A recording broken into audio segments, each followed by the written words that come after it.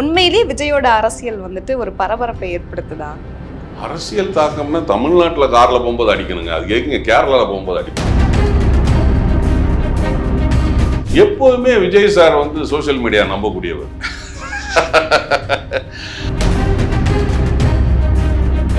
நீங்க வந்து அது எப்போ கேட்டாலும் இந்த ஒரு கேள்வியில மட்டும் ரொம்ப சூப்பர் ஸ்ட்ராங், அது நடக்காது, நீங்க ஏன் இதை திரும்ப திரும்ப என்கிட்ட கேக்குறீங்க அப்படிங்கிற மாதிரி தான் நீங்க என்ன பார்த்து கேக்குறீங்க. இல்லங்க, ஏன் அது ஓட்டா மாறக்கூடாதுன்னு நினைக்கிறேன், ஏன் மாறாது? 18 வயசு கீழே உள்ளவங்க ஆப்ல சேர்ந்துருக்காங்க, அது எப்படிங்க ஓட்டா கன்வெர்ட் ஆகும்? பிரஸ்ல கேட்கிற கேள்விக்கு பதில் சொல்லணும். 10 மக்களை பார்த்தீங்கன்னா நின்று பேசணும். இப்ப நீங்க ஏர்போர்ட்டுக்கு போகும்போது மாஸ்க் போட்டு போறீங்க, அப்படிலாம் போகக்கூடாது. எதுக்கெல்லாம டைம் கேட்கறாங்க. ஆனா இது முதல்ல அரசியலுக்கு வரேன்னு டைம் கேட்டது இவரு தான். இந்த பக்கம் சைடில் வந்து கண்ணாடியெல்லாம் அடிச்சு நொறுக்கி டிரைவர் எல்லாம் பிடிச்சி வெளியே இழுத்து போட்டு என் கிளாஸ் என் கதவை திறந்து விட்டு என்னைய வெளியில் இழுத்து போடுறான். அப்போ எனக்கு எங்கேருந்து தான் அந்த தைரியம் வந்ததில் நான் வெளியே வந்துட்டு சட்டையை கழட்டியே அடிடா, நீ அடித்தா உனக்கு வைகோட்ட பேர், அடிப்பாங்கன்னா எனக்கு கேப்டன்ட்ட பேர், நீ அடி அப்படின்னு. அடுத்த நாள் கட் பண்ணனா எங்கள் தலைவர் எலெக்ஷன் கமிஷனுக்கும் டிஜிபி ஆஃபீஸுக்கு போயிட்டார். எங்கள் ஆளுங்களுக்கு உயிருக்கு பாதுகாப்பு இல்லை, பிரச்சாரத்துக்கு போகிற ஆளுங்க. இப்போ அதில் இப்போ ஒரு விஷுவல் இப்பவும் இருக்கும் பாருங்க, உள்ளே போய் சண்டை போடுவார். சண்டை போட்டு வெளியில் வரும்போது வேஷ்டிலாம் வந்துடும், வேஷ்டிலாம் கட்டிட்டு வருவார் தலைவர். அதெல்லாம் மிஸ் பண்ணுறோம் நாங்கள். இப்போல்லாம் அந்த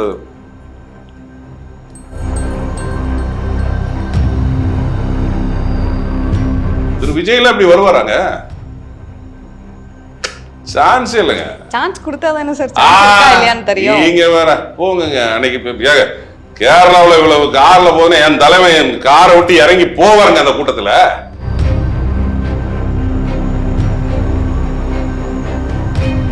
வணக்கம் ராஜேந்திரன் சார். வணக்கம் நிவேதா மேடம், எப்படி இருக்கிறீங்க? ரொம்ப நல்லா இருக்கேன், நீங்க எப்படி இருக்கீங்க? நல்லா இருக்கிறேன். தமிழ்நாடு டைம்ஸ் நேயர்களுக்கு என்னுடைய அன்பான வணக்கம். சொல்லுங்க. இப்போ விஜய் அவர்கள் வந்து கட்சி ஆரம்பிச்சு கொஞ்ச நாள்ல வந்து 50 லட்சம் பேர் வந்து ஆப் மூலயமாவே ஜாயின் பண்ணிட்டாங்க அப்படின்னு சொல்றாங்க. இப்போ ரீசெண்டா அவர் கேரளா போயிருந்தப்போ வந்து அவருடைய கார் மேல கொஞ்சம் தாக்குதல்கள்லாம் நடந்துச்சு. ஆனா அது வந்து அன்பின் வெளிப்பாடு அப்படின்னு ஒரு பக்கம் இருந்தாலும், இன்னொரு பக்கம் வந்துட்டு அது அரசியல் சார்ந்த ஒரு தாக்குதல் அப்படின்னு கூட சொல்றாங்க. உண்மையிலேயே விஜயோட அரசியல் வந்துட்டு ஒரு பரபரப்பை ஏற்படுத்துதா? அரசியல் தாக்கம்னா தமிழ்நாட்டில் காரில் போகும்போது அடிக்கணுங்க, அது கேட்குங்க கேரளாவில் போகும்போது அடிப்பாங்க. சும்மா அவங்க சொல்லுவாங்க, அப்படிலாம் கிடையாதுங்க. ஆப்பில் 50 லட்சம் பேர் வந்தாங்கன்னா என்னைக்கு வந்தாங்க? ஆரம்பித்த முத நாள் 20 லட்சம் பேர் வந்தாங்க 15 மணி நேரத்தில் அப்படின்னு சொன்னாங்க. நான் என்ன சொல்றேன்னா, அந்த 20 லட்சம் 50 லட்சம் பேர் இணைஞ்ச உடனே அவ்வளோ பேருமே ஓட்டு போட்டுருவாங்க. அவ்வளோ பேருக்குமே அந்த ஓட்டு இருக்குமா? அதை பார்க்கணும்ல. இப்போ எனக்கு என்னுடைய நண்பர் ஒருத்தர் வந்து முரளிங்கிறவர் வந்து எனக்கு வந்து சிங்கப்பூர்லேருந்து வந்தார் இப்போ ஒரு வாரத்துக்கு முன்னாடி. அப்போ அவர் சொன்னார், நானும் என் ஃப்ரெண்டும் சும்மா நேராக போக்குங்க அந்த ஆப்பை வந்து ஓப்பன் ஆகி போச்சுங்க, நாங்கள் ஜாயின் பண்ணுறோம். அவன் வந்து இங்கே வந்து ஓட்டு போட முடியுமா? அவன் அங்கே உள்ள சிட்டிசன். இப்போ இதே மாதிரி சிங்கப்பூர், மலேசியா, சிலோன் எல்லா கண்ட்ரி, லண்டன் எல்லாருமே அதை ஓப்பன் பண்ணியிருப்பான் ஆப்பை. அவ்வளோ பேருக்கும் இங்கே தமிழ்நாட்டில் ஓட்டு இருக்கா? எப்போதுமே விஜய் சார் வந்து சோசியல் மீடியா நம்பக்கூடியவர். யூடியூபர்ஸ், ட்ராக்கர்ஸ், இன்ஸ்டாகிராமு, அந்த சோசியல் மீடியாவை வச்சு தான் அவர் வந்து எல்லாமே பண்ணிக்கிட்டு இருக்காரு. அது சினிமாவாகட்டும் அரசியலாகட்டும், சோசியல் மீடியாவை வச்சு நம்ம வந்து கால்குலேஷன் பண்ணக்கூடாது. அதுதான் அவர் ஹைப் பண்ணிட்டே இருந்தார். அவருடைய படங்கள் எல்லாத்தையுமே அதை வந்து ஹைப் பண்ணாரு. அதே மாதிரி அரசியலையும் ஹைப் பண்ணலாம்னு பாக்குறாரு. அது முடியாது. அது வேறு, இது வேறு. நீங்க வந்து அது எப்போ கேட்டாலும் இந்த ஒரு கேள்வியில மட்டும் ரொம்ப சூப்பர் ஸ்ட்ராங், அது நடக்காது, நீங்க ஏன் இதை திரும்ப திரும்ப என்கிட்ட கேக்குறீங்க அப்படிங்கிற மாதிரி தான் நீங்க என்ன பார்த்து கேக்குறீங்க. இல்லங்க, ஏன் அது ஓட்டா மாறக்கூடாதுன்னு நினைக்கிறேன், ஏன் மாறாது? 18 வயசு கீழே உள்ளவங்க ஆப்ல சேர்ந்துருக்காங்க, அது எப்படிங்க ஓட்டா கன்வெர்ட் ஆகும்? அந்த அதர் ஸ்டேட்ல அதர் கண்ட்ரில வந்து கேரளாவில இருந்து சேர்ந்திருப்பான், அவங்க வந்து ஓட்டு போட முடியுமா? நீங்க கேரளாவில் நீங்க அவங்க ஆளை நிப்பாட்டுங்க. நீங்க தமிழ்நாடு வெற்றி கழகம்னு இங்க கட்சி பேரை வச்சுட்டு கேரளால என்ன பேர் என்ன இதுல கொண்டு வைப்பீங்க, நிப்பாட்டுவீங்க உங்களுடைய கேண்டிடேட்டை, சட்டமன்ற உறுப்பினரை? கண்டிப்பா முடியாது. பாண்டிச்சேரியில நிப்பாட்டலாம். திரு புசி ஆனந்த் ஒரு 4 தெரு இருக்கிற 3000-5000 ஓட்டுல வந்து ஜெயிச்சு எம்எல்ஏ ஆயிட்டாரு. தமிழ்நாட்டுல நின்று நீங்க வந்து சாதிக்கணுங்க.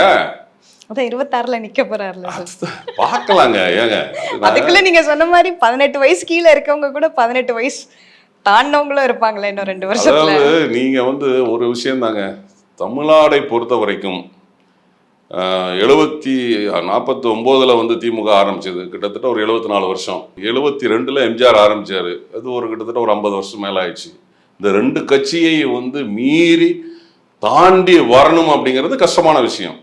ஏன்னா திரு அண்ணாமலை அவர்களே வந்துட்டு அவர் மேல நம்பிக்கை இல்லாம, அவர் கட்சி மேல நம்பிக்கை இல்லாம நீங்க வந்து எல்லாத்தையும் கூட்டணியில இழுத்துக்கிட்டு இருக்கிறாரு, புரியுதுங்களா? அவங்க உலகத்துக்கும் சென்ட்ரல் கவர்மெண்ட் ஆளுங்கட்சி எல்லா 3 துறைகளை வந்து கையில வச்சுட்டு இருக்கிறாரு. இடி, ஐடி, சிபிஐன்னு அவ்வளவு பெரிய அவரே வந்து அவ்வளவு கூட்டணிகளை இணைக்கிறாரு, புரியுதுங்களா?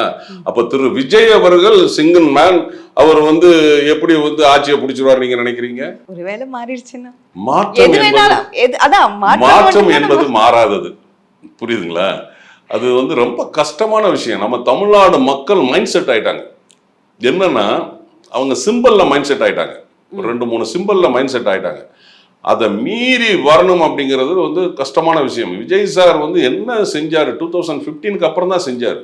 பட் கேப்டன் அவர்கள் பிஃபோர் நிறையவே செஞ்சாரு. இப்போ அவரே வந்து 8%, 8.33% தான் வாங்கினாரு. அதுக்கப்புறம் 10 வாங்கினாரு. அதுக்கப்புறம் வந்து சதவீதம் குறைஞ்சிச்சு. திமுகவும் அண்ணா திமுகவும் எதுல கூட்டணி வைக்கிறாங்களோ இல்லையோ அவங்கள தவிர வேற யாரும் வந்துடக்கூடாதுங்கிறதுல தெளிவா இருந்து அதுல கூட்டணி வைப்பாங்க. அப்படி இருக்கும்போது இந்த திமுக அண்ணா திமுக விஜய் சாரை வளர விடாம அவங்க கூட்டணி வச்சு அவங்களை அமுக்குவாங்க. இது நடக்கும், இது அரசியல். இது அதனால நீங்க வந்து அவர் வந்து நோட்டு கொடுத்துட்டாரு, புக்கு கொடுத்துட்டாரு, அவர் 12 மணி நேரம் நின்றுட்டாரு, அவர் வந்துட்டு 2 படத்துக்கு அப்புறம் நடிக்க போறது இல்லை, அவர் வந்து முதலமைச்சர் ஆயிடுவாரு அப்படிங்கிறதுலாம் வந்து சாதாரண விஷயம் கிடையாது. அதெல்லாம் வந்து அதுக்குன்னு நீங்கள் மெனக்கடணும், அதுக்குன்னு நீங்கள் வந்து ரூட் லெவல் வரைக்கும் போகணும். நீங்கள் இன்னைக்கு நீங்கள் வந்து நடிகர், நீங்கள் நாளைக்கு அரசியல் தலைவர் அப்படின்னா நீங்கள் வந்து ப்ரெஸ்ஸில் கேட்குற கேள்விக்கு பதில் சொல்லணும். 10 மக்களை பார்த்தீங்கன்னா நின்று பேசணும். இப்போ நீங்கள் ஏர்போர்ட்டுக்கு போகும்போது மாஸ்க் போட்டு போகிறீங்க, அப்படிலாம் போகக்கூடாது. இப்போ நடிகர் ஓகே, ஆனால் நீங்கள் அரசியல் தலைவர் ஃபுல் பிளட்ஜாக அவர் போய் சொல்லிட்டார், நான் இப்போ ஃபுல் பிளட்ஜாக வரல, 2 வருஷம் டைம் கேட்டிருக்காரு. எதுக்கு இல்லாமல் டைம் கேட்குறாங்க. ஆனால் இது முதல்ல அரசியலுக்கு வர்றேன்னு டைம் கேட்டது இவர் தான். அதனால அந்த 2 வருஷம் கழிச்சு அவர் ஃபுல் பிளட்ஜாக அரசியல் தலைவராக வந்ததுக்கு பிறகு அவர் எப்படி மக்கள் பிரச்சனையை வந்து ஹேண்டில் பண்றாரு, ஆர்ப்பாட்டம் போராட்டம் கீழே வரைக்கும் போறாரா, மக்கள் பிரச்சனையை வந்து தீர்த்து வைக்கிறாரா? ஏன்னா நம்ம வந்து கண்கூடா பார்த்துருக்கோம். இன்னைக்கு நடிகராக இருக்கும்போது கேப்டன் அவர்கள் எங்க ஒரு பிரச்சனை வந்தாலும் இப்போ வேட்டியை மடிச்சுக்கிட்டு போயிடுவாரு, நிதி கொடுத்துருவாரு. நீங்க அரசியலுக்கு வர்றேன்னு சொன்னதுக்கு அப்புறம் தான் நீங்க இப்போ வெளியில வந்துகிட்டு இருக்கிறீங்க, புரியுதுங்களா? இப்போ கூட வந்து பாண்டிச்சேரியில ஒரு சம்பவம் நடந்தது, அதுக்கு நீங்க வந்து ஒரு அறிக்கை விட்டீங்க, சிஏக்கு ஒரு அறிக்கை விட்டீங்க. இது இப்போ நீங்க ஓகே, நீங்க வந்து இன்னும் வந்து ஃபுல் பிளட்ஜா வரல. வந்ததுக்கு நான் என்ன சொல்றேன்னா, நீங்க நேரடியா பாண்டிச்சேரிக்கு போயிருந்திருக்கணும். அதோட எஃபெக்ட் வேற, அதோட ரூட் லெவல் வேற. ஸோ அந்த மாதிரி நீங்க போகணும், கீழே வரைக்கும் போகணும். நீங்க காலம் பதில் சொல்லும், அதுக்கு காலமும் இருக்கு. அவர் நம்ம இன்னும் 2 படம் நடிச்சு முடிச்சுட்டு வரட்டும், அவர் அரசியல் கட்சி தலைவரா ஒரு அரசியல் அவர் உள்ள வரட்டும், அவர் என்ன செய்யறாருன்னு பார்க்கலாம், அப்போ நம்ம பதிலடி கொடுக்கலாம். அதே மாதிரி வாரிசு அரசியலே வேண்டாம் அப்படின்னு சொன்ன மதிமுக தலைவர் வைகோ அவர்கள் வந்து இப்போ அவருடைய மகனை வந்து இறக்குறாரு, துரை வைகோ அவர்கள் இறக்குறாரு. ஸோ இதை எப்படி எடுத்துக்கிறீங்க? அதே மாதிரி தேமுதிகவில் வந்துட்டு இதே வாரிசு அரசியலுக்கான ஒரு இடம் இருக்கா? அதாவது இப்போ நம்ம இருக்கிறோம் மேடம், நம்ம ஒரு தொழில் பார்த்துட்டு இருக்கோம். நமக்கு பிறகு அந்த தொழிலை நம்ம பையன் பார்க்கறது தப்பு கிடையாது. ஸோ அதே மாதிரி தான் இதுவும் வந்து. ஆனால் அவர் சொல்லியிருக்க கூடாது, நான் வந்து வாரிசு அரசியலை எதிர்த்து நான் வர்றேன்னு சொல்லிட்டு அப்படி தொண்டை இழுத்துட்டு பேசிட்டு ஸ்டாலின் வந்து வாரிசு அரசியல் அவரை எதிர்த்து தான் அவர் கட்சி விட்டு வெளியே வந்தார், புரியுதுங்களா? வெளியில வந்து இன்னைக்கு அவர் இந்த ராயபுரத்தில் ஒரு கூட்டத்தில் இவர் ஸ்டாலின் அவர் ஐயா முதலமைச்சர் மேலே தீயை கூட்டிட்டு இவர் அவர் கட்சி போச்சு துடைச்சிட்டு கொடுக்குற ஒரு சீட்டுக்கு வந்து இந்த மாதிரிலாம் பண்ணிட்டு, அது வந்து தப்பு கிடையாது. வாரிசு அரசியலுங்கிறது தப்பு கிடையாது. இருந்தாலும் அதை பேசியிருக்க வேண்டாம். வாரிசு அரசியல்னு வந்து அவர் பேசியிருக்க வேண்டாம். அன்னைக்கு வந்து உங்கள் கட்சியில் எத்தனை பேர் இருக்கிறாங்க, அவங்களுக்கு அந்த எம்பி சீட்டை கொடுத்துருக்கலாமே. ஏன் நீங்கள் இவருக்கு கொடுக்குறீங்க? நான் அப்பாவும் எம்பியாக இருக்கணும், பையனும் எம்பியாக இருக்கணுமா? நீங்கள் மேல்சபையில் எம்பியாக இருக்கீங்க, அப்போ உங்கள் பையன் வந்து இங்கே வந்து எம்பியாக இருக்கணும். அப்போ வந்து கட்சியில் உங்களுக்கு வேறு ஆளே இல்லையா? கட்சியில் உள்ளவங்க கேட்கணும். அதுதான் வந்து ஒரு ஜனநாயக கட்சி. அப்பாவுக்கும் பிள்ளைக்கும் மட்டுமே எம்பி அமைச்சர் மத்திய, பட் அதில் ஒரு விஷயத்த பாராட்டணும். இவர் கூட்டணியாக இருக்கும்போது இவருக்கு வந்து மினிஸ்டர் வேண்டான்னு சொல்லிட்டு எல்ஜிக்கும் இன்னொருத்தருக்கு 2 பேருக்கும் அவர் வந்து மினிஸ்டர் போஸ்ட்லாம் வாங்கி கொடுத்தாரு. பட் இப்போ வருத்தப்படுவார், ஆகா நம்ம மினிஸ்டர் ஆகிருக்கலாமே அவர் வருத்தப்பட்டிருப்பார். எதுவாக இருந்தாலும் வந்து வாரிசு அரசியலுங்கிறது வந்து வரக்கூடியது தான். இப்போ பார்த்தீங்கன்னா நிறைய பேர் நிறைய அரசியலோட பசங்க வந்து இப்போவே எம்பி சீட்டுக்கு திமுகவிலே நிற்கிறாங்க. அதனால் இப்போ வந்து எங்களுக்கும் வாரிசு வந்து வர்றது தப்பு கிடையாது. அதில் என்ன தப்பு இருக்குது? வந்து சரியாக நடைமுறைப்படுத்தணும், வழி நடத்தணும். ஓகே. அதனால வந்து தப்பு, என்னை பொறுத்த வரைக்கும் கேட்டிங்கன்னா வாரிசு அரசியல் வந்து தப்பு கிடையாது. ஆனால் பேசக்கூடாது. ஏதாவது ஒன்றுக்கு ரெண்டாக பேசிக்கிட்டு இதே மாதிரி ஒரு சம்பவம் நான் வந்துட்டு ஐயா வைகோ அவர்கள் 2009 வந்துட்டு எலெக்ஷனில் நின்னார். அப்போ வைகோ அவர்கள் வந்து விருதுநகரில் அதிமுக கூட்டணியில் நிற்கிறாரு. அப்போ நாங்கள் வந்து தனிச்சு நின்னோம் 2009. அப்போ எங்களுடைய வேட்பாளர் வந்து மாஃபா பாண்டியராஜன் அவர்கள். நான் வந்துட்டு சிவகாசி தாண்டி போப்பநாயக்கம்பட்டின்னு ஒரு இடத்துக்கு வந்து பிரச்சாரம் போயிருக்கிறேன். 9:30 மணிக்கு நான் கரெக்டாக போகிறேன். நான் சும்மா இல்லாமல் போன இடத்துல நம்ம கட்சிக்காரெல்லாம் நிற்கிறான். நான் பேசுகிறேன், நான் போன 5 வருஷம் அவர் வேஷ்டியை துவச்சி போட்டார், இந்த 5 வருஷம் அவர் சேலையை துவச்சி போட வந்துட்டார், அப்படி இப்படின்லாம் பேசிட்டு 9:40க்கு பேசிட்டு அடுத்த பாயிண்ட்டு 10 மணிக்கெல்லாம் பக்கத்து இடத்துல போய் பேசணும். அது அங்கேருந்து ஒரு 1/2 கிலோமீட்டரில் இன்னொரு ஊர்.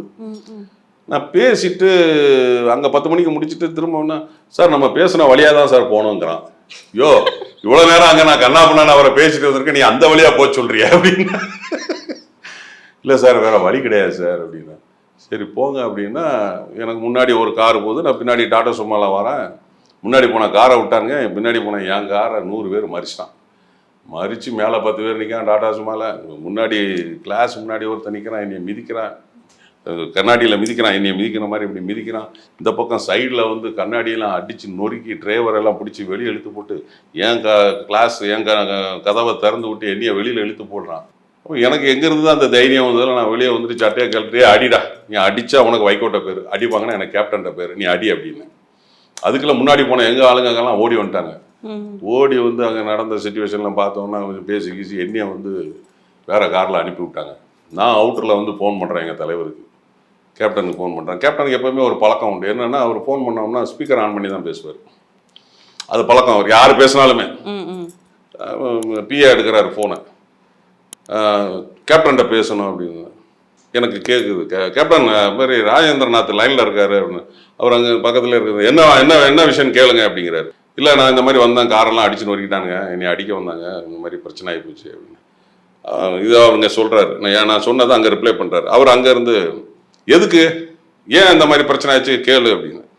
இல்லை நான் இந்த மாதிரி சொல்லிட்டேன், போன 5 வருஷம் வேஷ்டியை தூச்சி போட்டார், இந்த 5 வருஷம் சேலையை தூச்சி போட்டார். இது அவர் அங்கே சொல்கிறாரு. ஏதோ இந்த மாதிரி பேசிட்டாரு. நானே அவர் அப்படி பேசுறதில்ல, இவர் ஏன் அவர் அப்படி பேசுனாரு. சரி அது வேட்பாளர்கிட்ட என்னன்னு சொல்லிட்டு கம்ப்ளைண்ட் கொடுக்க சொன்னால் கம்ப்ளைண்ட் கொடுத்துருங்க அப்படின்னு சொல்லிட்டாப்புல. அப்போ நான் வேட்பாளர்கிட்ட வந்து சொல்கிறேன், வேட்பாளர் கம்ப்ளைண்ட் கொடுக்க வேண்டாம், கம்ப்ளைண்ட் கொடுத்தா ஓட்டு செதறி போயிடும், கம்ப்ளைண்ட் கொடுக்க வேண்டாம். அடுத்த நாள் கட் பண்ணோன்னா எங்கள் தலைவர் எலெக்ஷன் கமிஷனுக்கும் டிஜிபி ஆஃபீஸுக்கும் போயிட்டார். எங்கள் ஆளுங்களுக்கு உயிருக்கு பாதுகாப்பு இல்லை, பிரச்சாரத்துக்கு போகிற ஆளுங்களுக்கு. இப்போ அதில் ஒரு விஷுவல் இப்பவும் இருக்கும் பாருங்கள். உள்ளே போய் சண்டை போடுவார், சண்டை போட்டு வெளியில் வரும்போது வேஷ்டிலாம் வந்துடும், வேஷ்டிலாம் கட்டிட்டு வருவார் தலைவர். அதெல்லாம் மிஸ் பண்ணுறோம் நாங்கள் இப்போல்லாம். அந்த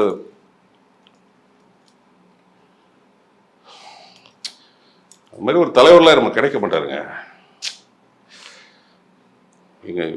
எங்களுடைய பிரச்சாரத்துக்கு போகிறவங்களுக்கு பாதுகாப்பு இல்லைன்னு ஃபைட் பண்ணுறாரு. அடுத்த நாள் நான் பிரச்சாரத்துக்கு போகும்போது என் முன்னாடி 2 போலீஸ் ஜீப்பு, 4 பைக்கில் போலீஸு, ஃபுல் எஸ்கார்டோடு நான் போகிறேன் பிரச்சாரத்துக்கு. ஸோ அந்த மாதிரி ஒரு தலைவர் இருக்கணுங்க. திரு விஜய்லாம் அப்படி வருவாராங்க? சான்ஸே இல்லைங்க. சான்ஸ் கொடுத்தா தானே சார் இல்லையான்னு தெரியும். நீங்க வேற போங்க. அன்னைக்கு கேரளாவில் இவ்வளவு காரில் போனேன், என் தலைமை என் காரை விட்டு இறங்கி போவாருங்க அந்த கூட்டத்தில். விஜயகாந்த் கேப்டன் போவாருங்க. நீ போனுங்க, மக்களோட மக்களா போகணும். நீங்க விஜயகாந்தா இருக்கணுங்கிற அவசியம் இல்ல சார். விஜயா இருந்தா போதாதா? அதுதான் சொல்றேன் நானு. அது வேணுங்கிற, அது வரணுங்க. விஜயா இருந்தா விஜயாவா தான் இருக்கணும். நீங்க கீழே இறங்கி நடந்துக்கணும். நீங்க என்ன பண்ணிடுவாங்க, உங்களை என்ன பண்ணிடுவாங்க? வருவான், பிடிப்பான், கையை பிடிப்பான், இப்படி பிடிப்பான். என்ன அதுக்கு மேல என்ன பண்ணிட போறாங்க அவங்கள? ஒரு நடிகருங்கிறது கேப்டன் இன்னும் இருப்பாருங்க. ஏங்க வாரம் ஞாயிற்றுக்கிழமை காலையில 9 மணிக்கு ஆரம்பிச்சு ராத்திரி 9 மணி வரைக்கும் நின்று போட்டோவுக்கு போஸ்ட் கொடுப்பாருங்க. நீங்க உங்ககிட்ட வந்து ஒரு போட்டோ எடுக்க முடியுமாங்க? உங்ககிட்ட வந்து இப்பதானே சார் கொஞ்சம் கொஞ்சமா ஆரம்பிச்சிருக்கிறாரு எல்லாத்தையும் பண்றதுக்கு. பொறுத்திருந்து பார்ப்போமே, ஒரு வாய்ப்பு கொடுத்துதான் பார்க்கலாமே. அது வாய்ப்பு மக்கள் கொடுக்கணும், நம்ம ஏன் அது கரெக்ட் தான். ஓகே, ஸோ வழக்கம் போல இன்னைக்கும் நிறைய விஷயங்களை ஷேர் பண்ணிக்கிட்டீங்க. ரொம்ப நன்றி ராஜேந்திரன். நன்றி நிவேதா அவர்களுக்கு. தமிழ்நாடு டைம்ஸ் நேயர்களுக்கு என்னுடைய வணக்கம். நேற்று, இன்று, நாளை என்றுமே நான் உங்கள் நடிகர் மீசை ராஜேந்திரன். நன்றி, வணக்கம்.